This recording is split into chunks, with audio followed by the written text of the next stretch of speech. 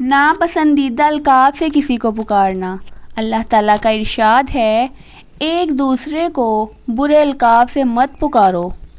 غیبت کے ساتھ ساتھ اس گناہ کو بھی کبیرہ گناہوں میں کئی علماء نے صراحتاً شمار کیا ہے، لیکن ایسا کرنا محل نظر ہے، اس لیے کہ یہ بھی غیبت ہی کی ایک قسم ہے، جیسا کہ عنقریب معلوم ہوا ہے۔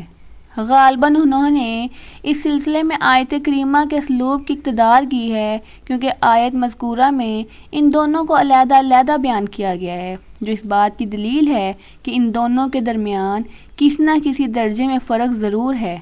بعض لوگوں نے کہا ہے، برے القاب کا ذکر کرنا گو کہ غیبت ہی کی ایک قسم ہے، لیکن خصوصیت کے ساتھ اسے ذکر کرنے کی وجہ یہ ہے کہ یہ غیبت کی تمام اقسام میں سب سے زیادہ فحش قسم ہے، اس لیے اس سے بچنے کے لیے اس کی قباحت علیحدہ سے بیان کی گئی ہے۔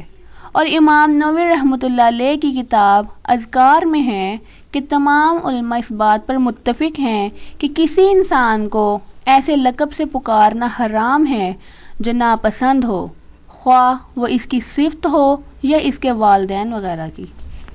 جزاک اللہ۔